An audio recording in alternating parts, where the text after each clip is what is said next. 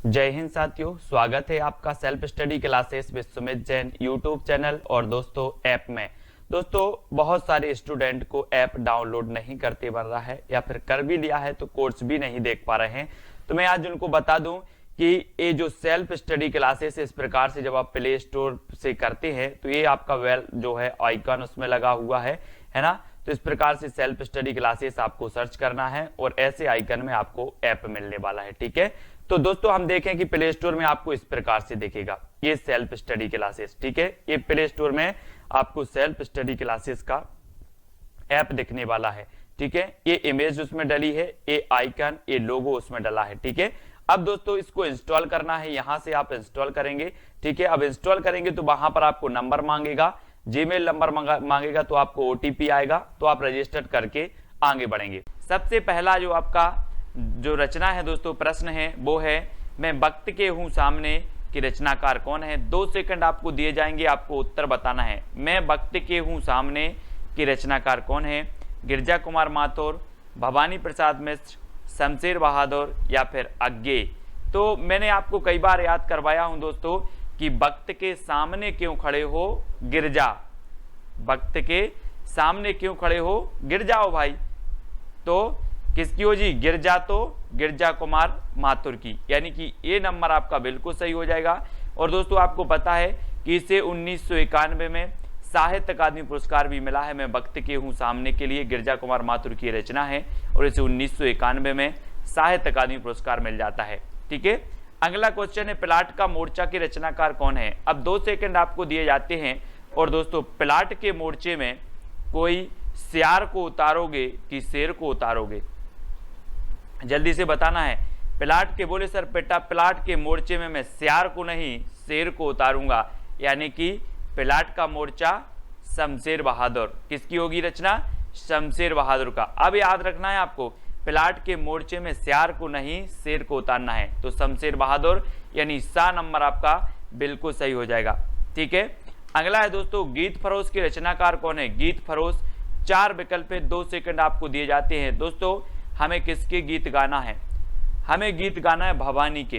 किसके गीत गाना है, भवानी के गीत गाना है।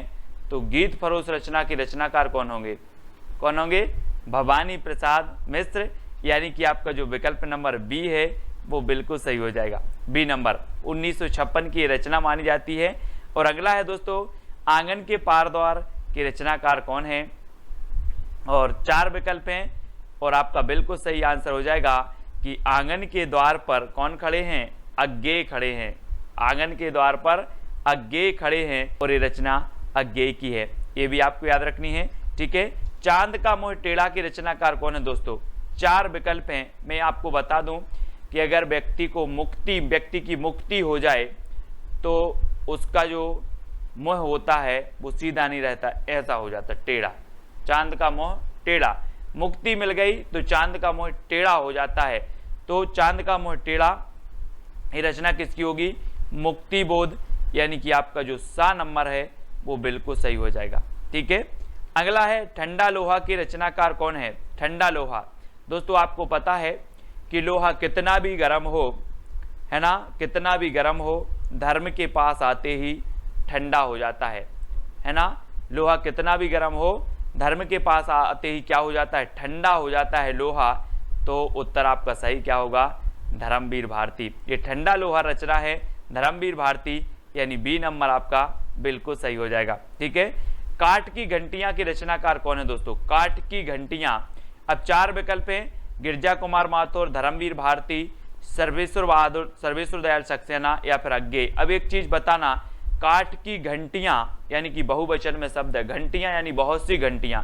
अब काठ की घंटियां हैं दोस्तों, तो इनका हमें क्या करना पड़ेगा, सर्वे करना पड़ेगा कि कितनी घंटियां हैं। सर्वे करोगे कि ऐसे ही बता दोगे कि 5 हैं कि 10 है, पहले काठ की घंटियां का हमें सर्वे करना है। तो काठ की घंटियां के रचनाकार कौन होंगे, सर्वेश्वर दयाल सक्सेना। ठीक है, कुआनो नदी भी इनकी रचना है। ठीक है, ये भी आपको याद रख लेनी है। काठ की घंटियां, जंगल का दर्द भी इन्हीं की रचना है। ठीक है, खूंटियों पर टंगे लोग भी इन्हीं की रचना है, इनको याद रख लेना है। सिर्फ सर्वे आपको याद करना, सर्वे, काठ की घंटियों का सर्वे करना है। बुनी हुई रस्सी के रचनाकार कौन है दोस्तों। आपको पता है दोस्तों जब आप जाते हो कहाँ, भवानी के मंदिर में जाते हो, भवानी के मंदिर में, तो वहाँ पर इस प्रकार से आपको एक बुनी हुई रस्सी मिलती है ना, हाथ में बांधने के लिए पचरंगा धागा है, बुनी हुई रस्सी आपको भवानी के दरबार में मिलती है। कहाँ मिलती है? भवानी के दरबार में। बोले सर भवानी के दरबार में तो बुनी हुई रस्सी मिलती है, तो ये बुनी हुई रस्सी के रचनाकार कौन होंगे? भवानी प्रसाद मिश्र, यानी डी नंबर आपका बिल्कुल सही हो जाएगा। ठीक है, अगली है दोस्तों, महावृक्ष के नीचे 1977 के रचनाकार कौन है? गिरजा कुमार माथुर, धर्मवीर भारती, अज्ञेय या फिर भवानी प्रसाद मिश्र। महावृक्ष के नीचे, है ना, हम बोलते नहीं है कि वहाँ वृक्ष के नीचे कौन सोया है, आप बोलोगे अज्ञेय, पता नहीं। वहाँ वृक्ष के नीचे, महावृक्ष के नीचे या फिर वहाँ वृक्ष के नीचे कौन सोया है? अज्ञेय, पता नहीं। अज्ञेय, तो ये अज्ञेय की रचना है, महावृक्ष के नीचे अज्ञेय। ठीक है, सा नंबर आपका बिल्कुल सही हो जाएगा। अगला है सपना अभी भी के रचनाकार कौन है? 2 सेकंड आपको दिए जाते हैं दोस्तों। सपना अभी भी है काय का? धर्म करने का। सपना अभी भी है धर्म करने का, तो धर्मवीर भारती, यानी उत्तर आपका सही क्या हो जाएगा? विकल्प नंबर बी। ठीक है, आपने पढ़ा होगा दोस्तों, गुनाहों का देवता, सपना अभी भी है, ठंडा लोहा, ये सारी रचनाएं धर्मवीर भारती की हैं, जिनको हमने ट्रैक से कई बार याद करवाया है। खूंटियों पर टंगे लोग, अब दोस्तों एक चीज बताना कि खूंटियों पर टंगे लोगों का हमें क्या करना पड़ेगा?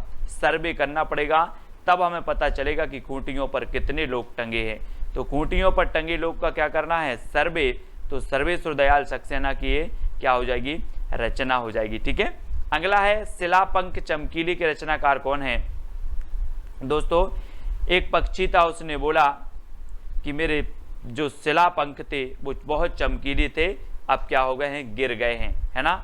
आपने जटायु का नाम सुना होगा, बोले मेरे पंख शिला चमकीले थे, अब गिर गए हैं, गिर गए, है ना। तो शिलापंख चमकीले, ये किसकी रचना होगी? गिरजा कुमार माथुर। गिरजा कुमार माथुर, यानी कि ए नंबर आपका बिल्कुल सही हो जाएगा। ठीक है, अगला है कामायनी एक पुनर्विचार की रचनाकार कौन है? दोस्तों आपको पता है कि कामायनी एक पुनर्विचार, और बहुत सारे लोग मुक्ति के लिए कहते हैं, मुक्ति मिल जाए भगवान, एक बार पुनर्विचार कर लो, है ना। कामायनी पुनर्विचार, कामायनी एक पुनर्विचार, काय के लिए? मुक्ति के लिए एक पुनर्विचार, तो मुक्ति बोध की रचना हो जाएगी कामायनी एक पुनर्विचार। चांद का मोह टेढ़ा भी इन्हीं की रचना है, ये आपको याद रखनी है। अगला है दोस्तों दोआब की रचनाकार कौन है? दोआब, 4 विकल्प हैं, और दोआब के जो रचनाकार होंगे वो कौन हो जाएंगे? वो हो जाएंगे शमशेर बहादुर। शमशेर बहादुर यानी सा नंबर, है ना।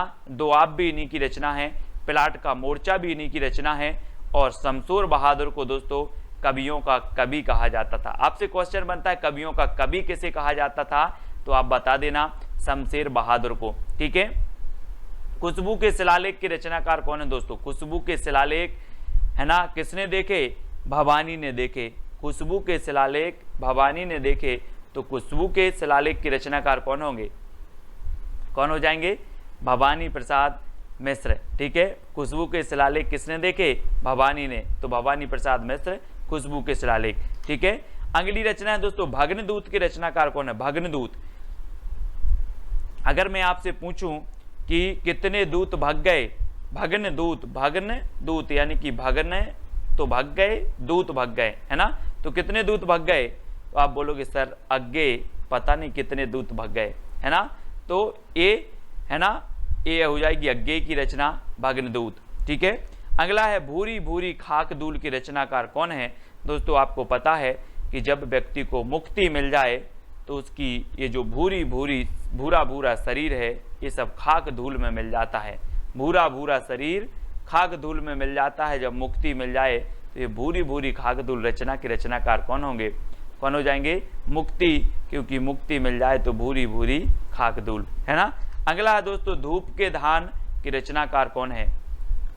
और धूप के धान आपको पता है दोस्तों, आप अगर गांव में रहते हैं तो धान अगर अच्छी बारिश हो जाए और मिट्टी बहुत ऐसी हो जाती, बहुत पानी हो जाता है मिट्टी में, तो धान गिर जाती है। धान क्या हो जाती है? गिर जाती है। तो धूप के धान, धान बोले सर गिर जाती है, तो गिरजा कुमार माथुर। गिरजा कुमार माथुर यानी कि ए नंबर आपका बिल्कुल सही होगा। ठीक है, अगला है जंगल का दर्द की रचनाकार कौन है। अब दोस्तों एक बात बताना, जंगल में बहुत सारे पौधे हैं और जंगल का दर्द आपको कैसे पता चलेगा, कैसे चलेगा, जब आप क्या करोगे, सर्वे करोगे। बोले सर जब हम सर्वे करने जाएंगे जंगल का दर्द क्या क्या है ना, तभी हमें जंगल का दर्द पता चलेगा। तो जंगल का दर्द की रचनाकार कौन है, सर्वेश्वर दयाल सक्सेना। और सा नंबर आपका बिल्कुल सही हो जाता है, सा नंबर है ना। जंगल का दर्द सर्वे करना है, जंगल के दर्द का क्या करना है, सर्वे, तो सर्वेश्वर दयाल सक्सेना। कितनी नाव में कितनी बार की रचनाकार कौन है दोस्तों। अब आप बोलोगे सर मैं कितनी नाव में कितनी बार बैठा, सब अज्ञेय है। क्या है, अज्ञेय। कितनी नाव में कितनी बार, अज्ञेय। तो अज्ञेय यानी कि दा नंबर आपका बिल्कुल सही होगा। ठीक है, अब दोस्तों आपको बताना है प्रयोगवाद के प्रवर्तक कौन माने जाते हैं, आपको बताना है। ये दोस्तों इसी रचना के लिए मिला है इनको ज्ञानपीठ पुरस्कार, कितनी नाव में कितनी बार के लिए, है ना, इसको याद रख लेना।